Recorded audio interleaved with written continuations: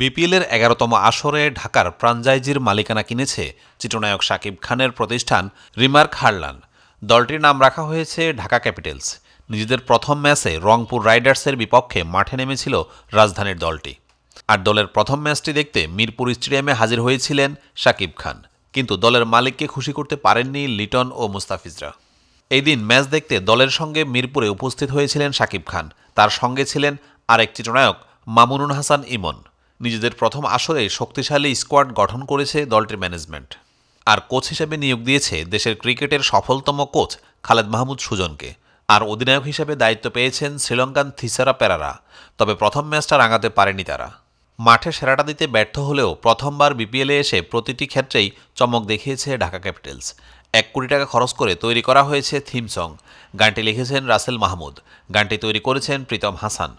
Video নির্দেশনা দিয়েছেন রাকিব আহমেদ। কোরিওগ্রাফির কাজ করেছেন বিল্লাল রোহান।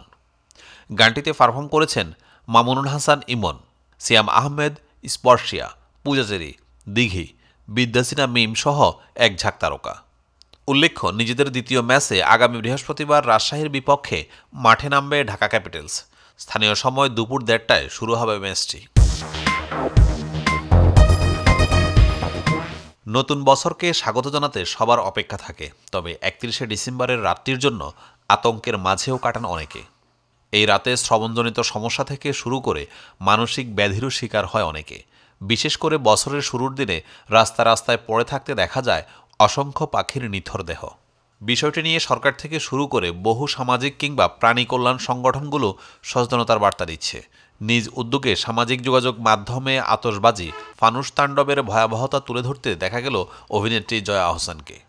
সোমবার সকালে সামাজিক মাধ্যমে এক দীর্ঘ পোস্ট লেখেন জয়া। সেখানে উঠে আসে নতুন বছর বরণকে কেন্দ্র করে প্রাণী হত্যার দিকটি। সরাসরি না হলেও পরোক্ষভাবে এই হত্যার দায় নিজেদের বলেও সতর্ক করেন অভিনেত্রী। জয়া লেখেন, মানুষদের মতো পাখিদের কোনো ক্যালেন্ডার নেই, তারা 31st চেনে না। অন্য আর 10টা সন্ধ্যার মতোই তারা ফিরে যায় যে যার নিড়ে। রাতে ঘুমিয়ে পরদিন সকালে উঠে আবার কিচিরমিচির করবে বলে, কিন্তু সেই রাতে কি যেন হয় মানুষের। তারা ঘুমায় না, তীব্র হট্টগোল শুরু হয়, যেন যুদ্ধ। বিকট শব্দে পাখিদের ঘুম ভেঙে যায়। তারা দেখে আকাশে শত শত ফানুস উঠছে। হঠাৎ একটা ফানুস এসে পুড়িয়ে দেয় গাছে থাকা সমস্ত পাখির ঘর। কেউ কেউ পুড়ে মরে, কেউ বা আতঙ্কিত হয়ে আকাশে উড়াল দেয়। কিন্তু আকাশটাই তো নিরাপদ না। এরপর তিনি আরও লেখেন, কোনো কোনো পাখি মারা পড়ে তীব্র শব্দে, আবার কারো গায়ে লাগে আতশবাজি। এরপরও যেসব ভাগ্যবান পাখি তখনও বেঁচে থাকে, তাদের কেউ কেউ আতঙ্কিত হয়ে বিল্ডিংয়ের সাথে ধাক্কা খেয়ে প্রাণ হারায়। অভিনেত্রী লেখেন, জানি এই শহরে প্রচুর মানুষও মারা যায়। কারো কারো কাছে পাখির মৃত্যু আদেক্ষতা মনে হয়, কিন্তু মানুষের মৃত্যু দেখার জন্য তো সংস্থা আছে, সংখ্যা হিসাব করার প্রতিষ্ঠান আছে, আছে আহত মানুষের চিকিৎসা দেওয়ার হাসপাতাল। কিন্তু পাখিদের এইসব কিছুই নেই। তাই পাখিরা মারা গেলে ডেথ সার্টিফিকেটও হয় না, জানা যায় না মৃত্যুর কারণ। এমনকি মৃত পাখিদের সংখ্যাটাও জানি না আমরা কেউ।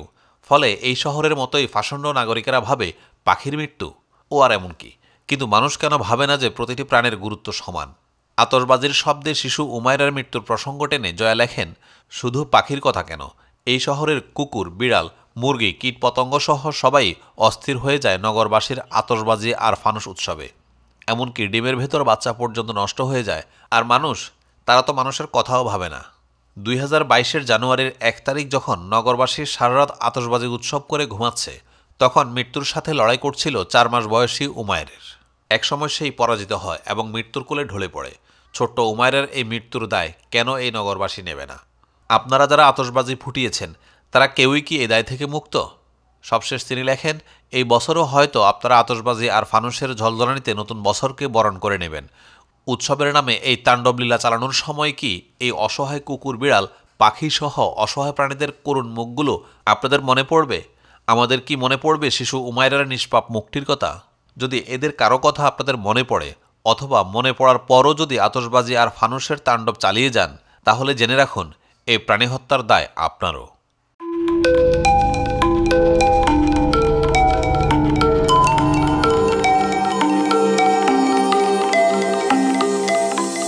টিভি, দেশ ও দশের কথা।